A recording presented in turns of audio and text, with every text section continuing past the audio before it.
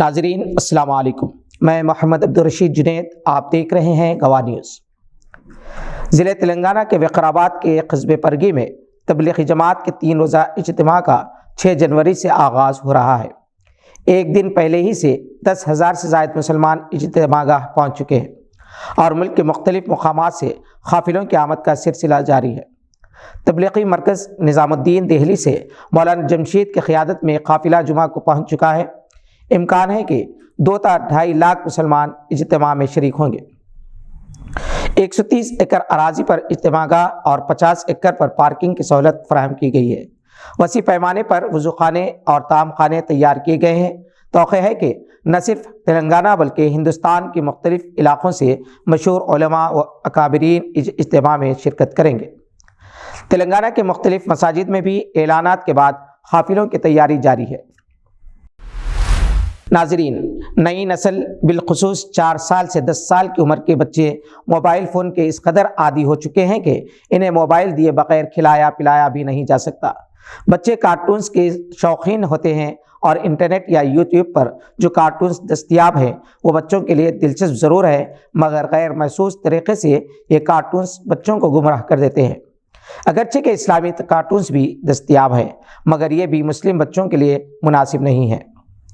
ایسے میں اورنگ آباد کی ممتاز عالم دین اور رکن مسلم پرسنل لا بورڈ مولانا محفوظ الرحمان فاروقی کی نگرانی میں ان کے فرزند قاری ضیاء الرحمان فاروقی نے کڈس میسج کے نام سے کارٹون سیریز شروع کی ہے، جس نے بہت ہی کم عرصے میں مقبولیت کے نئے ریکارڈ قائم کیے ہیں۔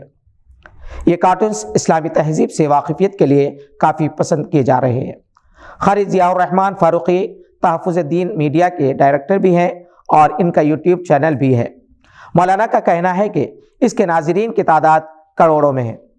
مولانا محفوظ الرحمان فاروقی ماہر روحانیات بھی ہیں اور انہیں ڈاکٹر احمد دیدات اور مولانا رابع حسن ندوی کا روحانی علاج کرنے کا بھی شرف حاصل ہوا۔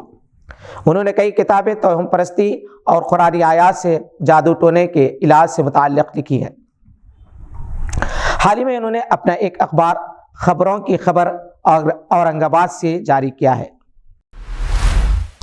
مسلم اکابرین نے ہندوستانی مسلمانوں سے اپیل کی ہے کہ وہ ایودھیا میں رام مندر کے افتتاح کے سلسلے میں ملک بھر میں ہونے والی تقاریب اور اس میں دیگر طبقات کی جوش و خروش کے پیش نظر صبر و تحمل کا مظاہرہ کریں، کیونکہ شرپسند عناصر حالات کو بگاڑنا چاہتے ہیں۔ ان اکابرین نے، جن میں مولانا محمود مدنی، مولانا احمد فیصل رحمانی، مولانا اصغر علی امام مہدی، مقبول احمد سراج اور امیر جماعت اسلامی سید سعادت اللہ حسینی شامل ہیں، ایک دستخطی بیان میں کہا کہ بابری مسجد سے متعلق سپریم کورٹ کے فیصلے سے مسلمان مطمئن نہیں ہے۔ قانون 1991 عیسوی موجود ہونے کے باوجود اور اس قانون کے سختی سے نفاذ سے پہلے سپریم کورٹ کی یقین دہانی کے باوجود عدالتیں دیگر مساجد پر دعووں کی سنوائی کر رہی ہے۔ یہ رویہ انصاف پسند عوام کے عدالتوں میں اعتماد کو مجروح کر سکتا ہے۔ اس کے علاوہ رام مندر کے افتتاح سے پہلے جس طرح سے سرکاری سرپرستی میں تقاریب کا اہتمام کیا جا رہا ہے وہ بھی باعث تشویش ہے۔ اس دوران ملک کے اہم قائدین نے مسلمانوں کو مشورہ دیا ہے کہ 30 جنوری تک ٹرینوں کا سفر نہ کریں، اس سے جانی و مالی نقصان ہونے کا خدشہ ہے۔ آج کے لیے بس اتنا ہی۔ نئی خبروں کے ساتھ پھر ہوگی ملاقات۔ اگر آپ ہمارے چینل پر نئے ہیں تو سبسکرائب کرتے ہوئے بیل آئیکن دبانا نہ بھولیں۔ شکریہ، خدا حافظ۔